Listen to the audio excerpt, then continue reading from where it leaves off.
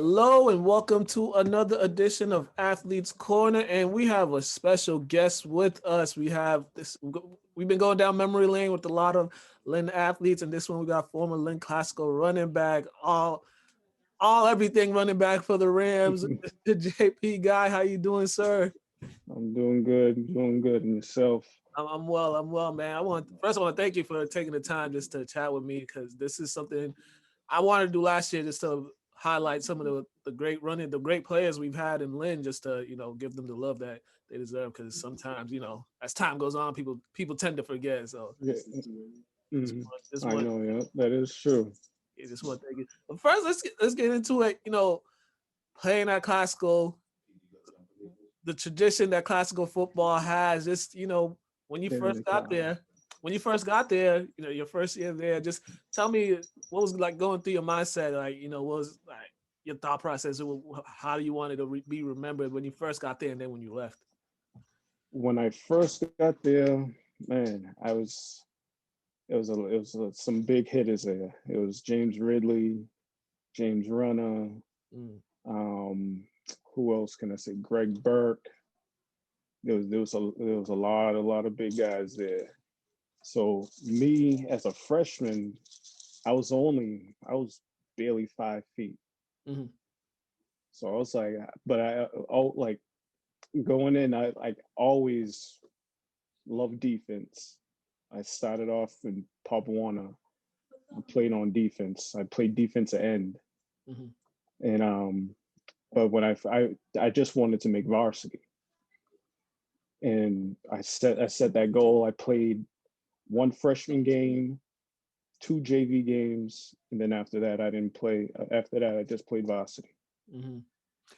When you first started off varsity, I know when you first get there as a freshman, the roles is kind of because there's so many guys ahead of you, so your role is limited. But when you got your role on varsity, was it one of those things like, all right, I got this role right now, let me make sure I excel, so just they know, when the season's over, they know my potential and what I can do.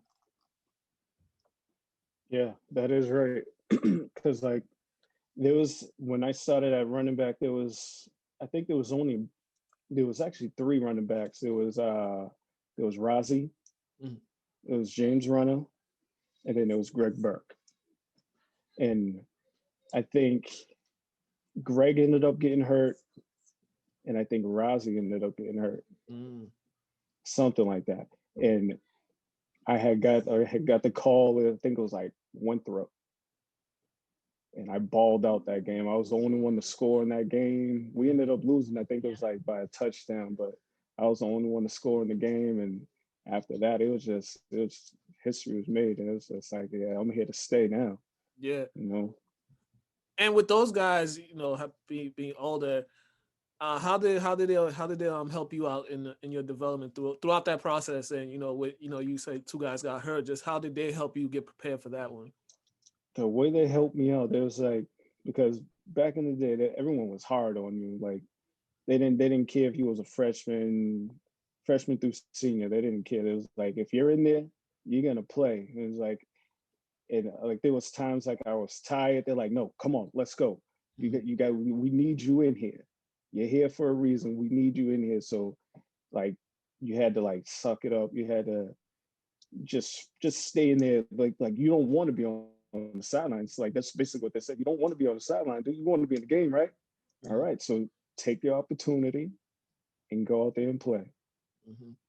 And moving forward, and so I, I would take it sophomore year, the role your role on the team, you got a lot more increased a great amount from your freshman year, just because you got that experience from playing, and You coming know, into sophomore year you get more, your role is increased, just the preparation for that, and taking on that role. What was that like for you? it was really what I had to do is in the summertime and in the preseason, what I did is I took an initiative that I'm gonna go out. Ended up running the hills at in the Highlands. Okay. I took my backpack.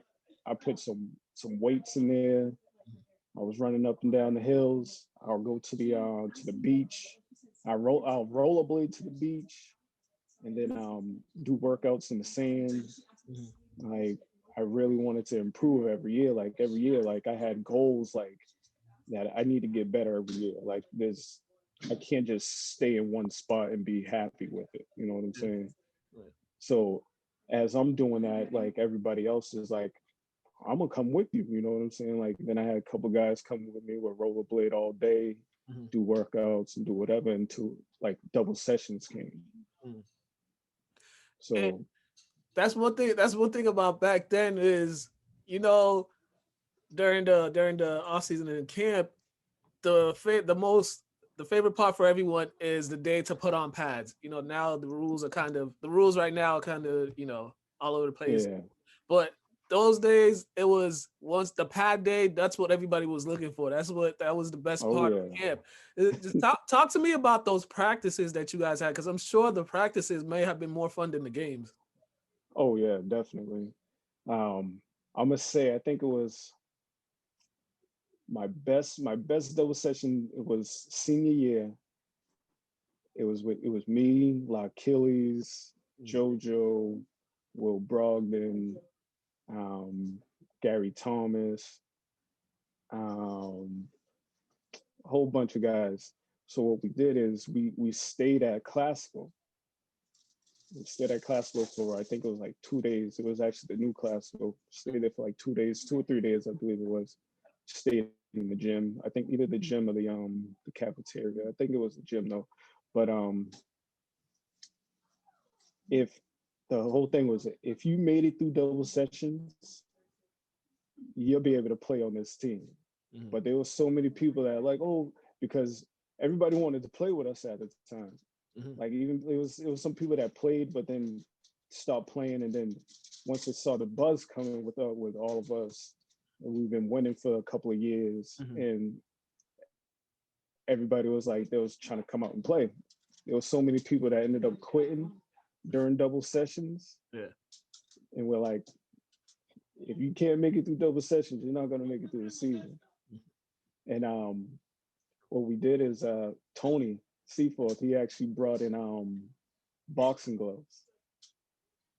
So what we used to do is we're going to like one of the rooms. We'll have boxing matches all night.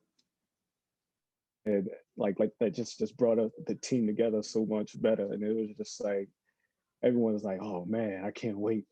I want to play for Glasgow. Like after everybody was hearing these stories from us from our years, they're like, yeah, I want to play for Glasgow. And that team camaraderie, you guys, I know you guys didn't lose that many games. Your group had a pretty good. You guys had a great winning record. Yeah, It yeah, just we did, yeah. yeah, just talk about those guys. I know you mentioned a few guys: Will Brogdon, Tony Seafoot, Achilles, JoJo. Just talk about your group of guys, your group of seniors that you know what's so special about that group. I'll get into a couple games that you guys played too, but talk about that game. Yeah. Talk about that Well, group. that group was so special because we all either we played each other, Eastland Westland, or we played with each other with Westland. Because I grew up, I played Westland, Mhm. but like Tony Seaforth, he played Eastland. So it's like a bunch of us, we always knew each other from Papa Warner all the way through high school. So it's just to see the development of from when we were kids to going up to high school, still playing together. It was just it was just crazy because like we always said, what if Lynn had one team Mhm. to have all of us that played together all on one team? You know what I'm saying? Like we always used to think about that. Like, yo, if we had one team, man, we would be we'd be like top in the nation. It'd be a situation like Everett. Yeah, yeah.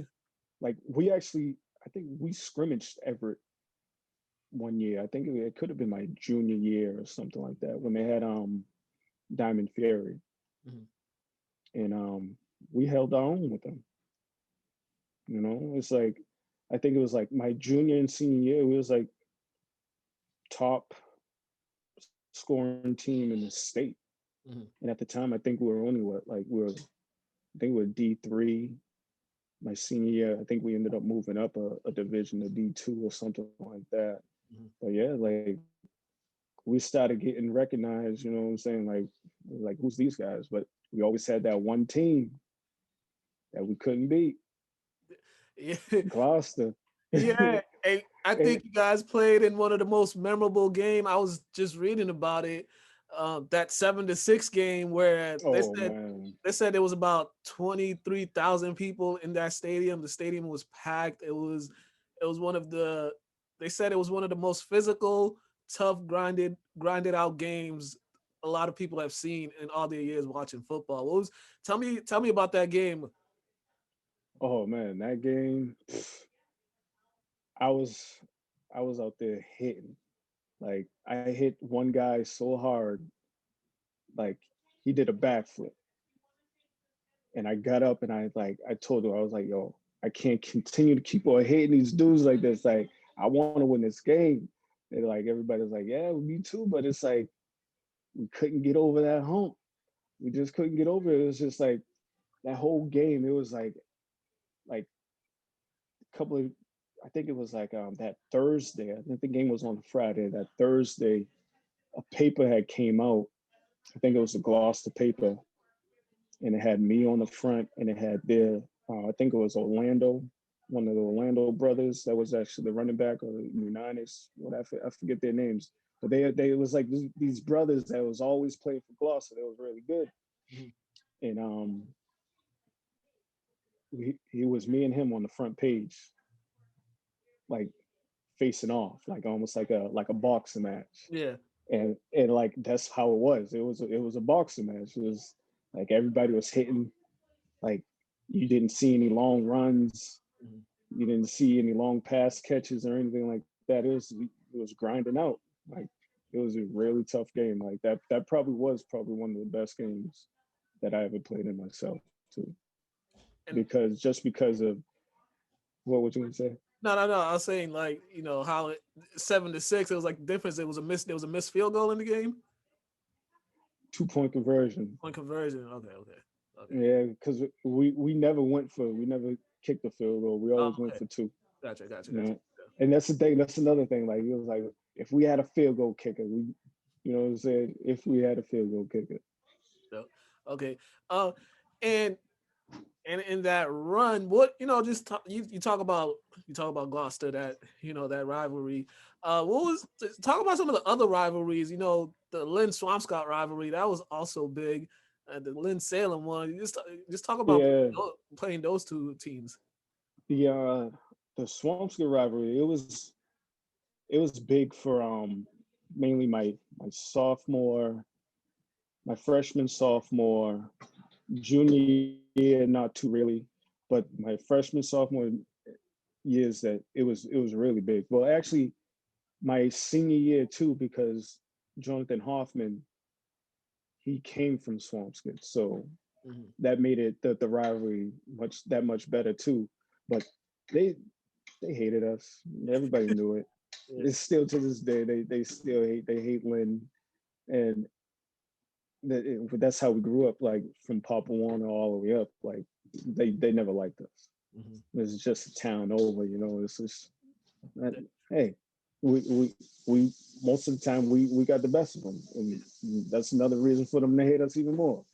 You know, And- correct me if I'm wrong. Do you still hold the longest run in school history? That 99-yard one, is that still the longest one? I think it might be. Yeah. I forget. I think it was in Greater Lawrence. I There was, think there was if I'm another one at if I'm not, Manning Bowl. I think you had one at Manning Bowl. yeah, I think that was in Greater Lawrence. It was I think I had cut back. I got a sweep to the left, Mhm. cut back, and just took it. And I always said, I was like, if I get a step on you, you ain't catching me. Yeah. I held that. I was like, if I have one step, like I'm not getting caught. Yeah. Yeah. So when I saw that. Oh, yeah, he was gone. You guys had the running game, the running backs that you guys had. You guys had great group of running backs. You know, even the guys Yes. behind, you know, it was Yeah. you and the guys behind you. So the underclassmen that were gonna take you guys' place when you left, you guys had some good ones. And you know, one of the most athletic players I've ever seen is Will Brogdon. Like, Oh yeah. Will was one of the most athletic people I've ever met in my life. Just can you just talk about him and just how versatile he was? Oh well, man. Like I couldn't believe the things that he did. You know what I'm saying? With only one hand. You know, and it's like I grew up with him. We used to, from playing baseball, basketball. I didn't even think that he only had one hand. Like I thought he just like me. You know what I'm saying? Like that's how he played. He didn't play like oh I can't do this. You know what I'm saying? He was like I'm gonna do it. You know what I'm saying? Like that's how Will was. You know what I'm saying? And man, it's like when you see him with a basketball in his hand and doing the things that he did, it was he didn't miss a beat. Mhm. And it's like everyone's like, damn, I don't know how he does it. I'm like, hey, you got it. If you want it, you're gonna you gonna get it. Yeah, And yeah, then football, like with his brother Junebug, he went to Syracuse, mhm. so it was in the blood that like he was athletic. You know, it's like um, a lot of his family members played football or basketball. So, and when he was on football field, it was like he had the moves, like he had spin out of something. He had the speed on defense. He's covering you, you know, like he had it all. And then there was another one, Joe Freeman too. He was a couple years behind you guys, right? Yeah, I believe he was probably 2 years behind me. Yeah, Yeah, I think it was like 2 years behind me. Joe Freeman, he was really good, really yeah, good. yeah. He went on to just continue that great play of classical running backs after you guys left. I mean, I Hmm. know you saw it firsthand in practice and other games. Just when you just saw his success after you guys left, it didn't surprise you one bit. I bet. No, it didn't. It didn't because when he was in practice with us, like I didn't like me personally, I didn't hold anything back. Practice game, I'm hitting you regardless. Like I know we got a game this week, but I'm gonna hit you. You know what I'm saying? Like, and that's the thing. Like even like when I was in Papa Warner, my father used to tell me like you need to slow down. Like you can't be hurting your teammates. So I was like, hey, if I don't do it, someone else is, or I'm gonna get hurt. You know what I'm saying? You got to go 100%. It's like I can't I can't just slow down and then because that's how you end up getting hurt. Yeah, yeah, definitely. And so we go back now. We move forward, and this is the biggest game of the year, the last game of the year, Manning Bowl, Thanksgiving Day, Lynn English, Lynn Classical. This is the city shut down for a little while for those 3-4 hours to Hmm. for that game. Just talk to me leading up to that game, how you guys' mindset, and then get into the game, playing that Manning Bowl in in that atmosphere at Manning Bowl. Just describe that for me. Yeah, playing at Manning Bowl it felt like the movie Gladiator Mhm. when they go into the Coliseum and it's like that's how it felt. Like like I was so mad when they tore it down and like man you knew who you were playing against. Like it was Jeremy Lin again, Shane, Jared Thomas, other people, Brandon Dooley, and it's like we see each other here and there, but it's like once we get on the field, it's like I don't know you. Mhm. Like that's my whole how our mentality was. Like we don't know you. It's like all throughout my career at classical, we never lost to him. So this is our senior year. This is our last game. There was no way that we was gonna lose to them. No way. Like that was our mentality because you lose to them and then you don't have another year. Yeah, You know. So yeah, this is like, I'm gonna say I like a stone face. That's how I was. Like Yeah. I was so in the zone. It's like I know what I need to do. I know my job, and I'm gonna do it. And I was talking to Shane a couple weeks ago. He told me that you guys put in a different defense for them prior to that game, that and they said they weren't really, they got caught off guard with one of the defenses that you guys had just put in specifically for that game. He's Yeah, telling that threw them off, and they really weren't expecting it. Can you tell me a little about that? yeah, we did. We because they had this the speeds to Jarrett on the outside, and they spread out the field. So what we had to do was we had to spread out our outside linebackers and switch it up. Just just so, and then they also had Brandon in the backfield, which they were handed off to him when they were in the spread. So we had to make sure that we had to cover all fields and not get caught. You know what I'm saying? Because they were having a good year that senior year too. Mhm. So we prepped it. Like that's how you do. You watch film, you make your adjustments, and execute it on the field. Mhm. You know, and that's what we did. What was some of your what was one of your favorite memories from those games?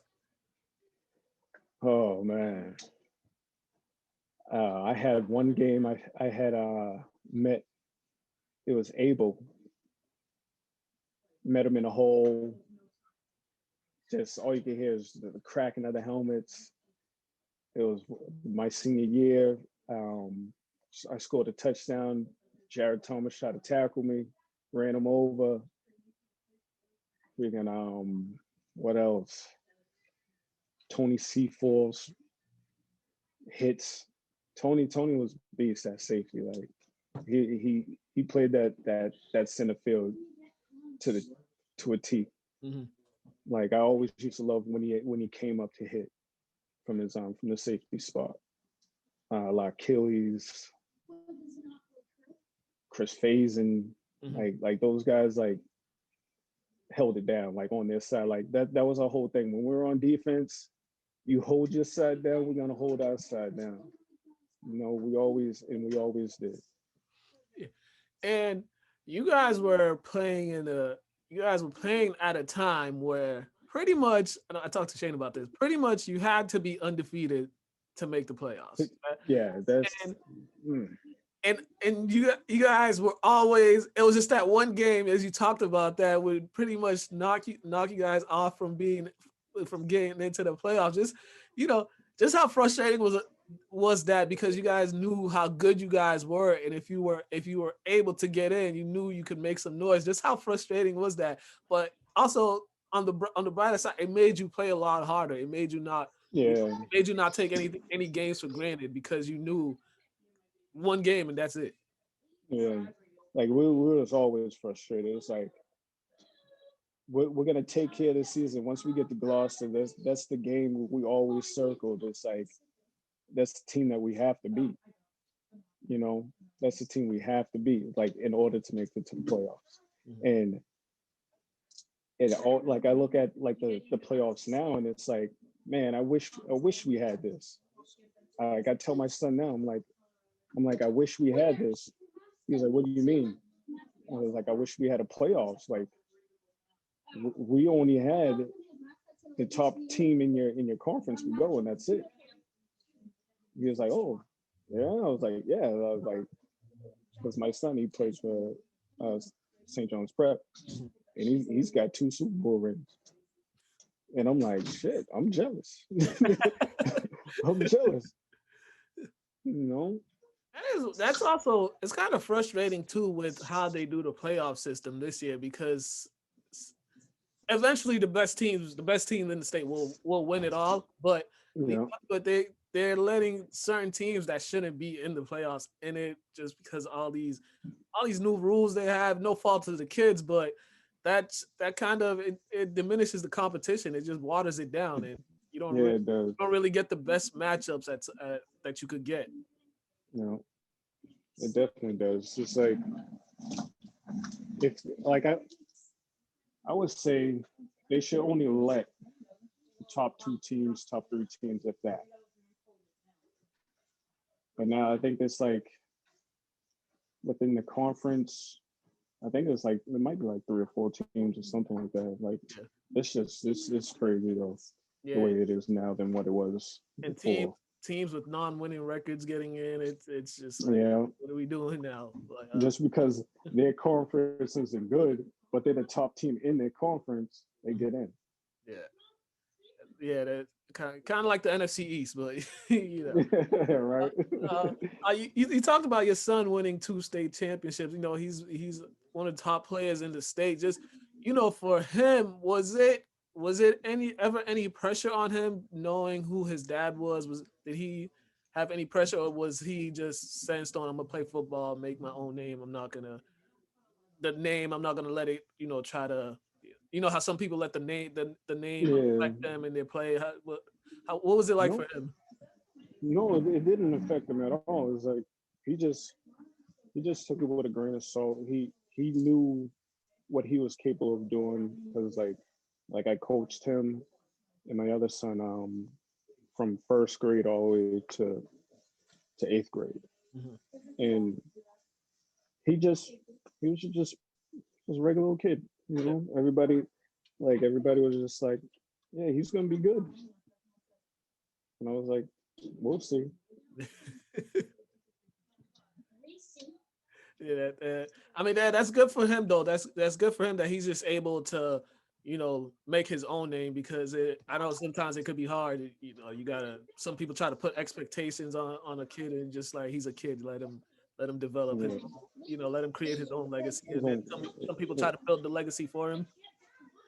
you know, But but ooh, time flies. But overall perspective, just you know, classical football, the years you were playing, what are just some of the fondest memories that you had and some of the things that you took from those years playing that's been helping you out as you got older.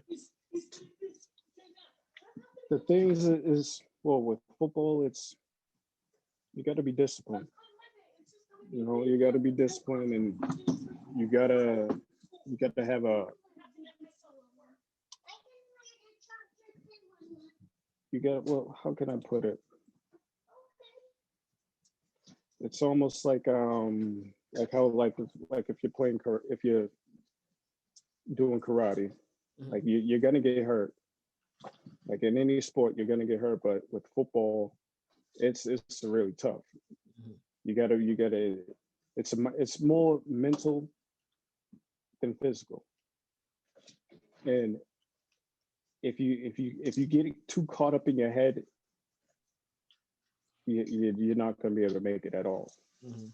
So what I did is as time went on, I always used to think about what the coaches used to say to me, like, oh, it's more mental than physical. Like you gotta slow things down and just think about stuff before you react. Mhm. And I took that into life, and it's been working out so far.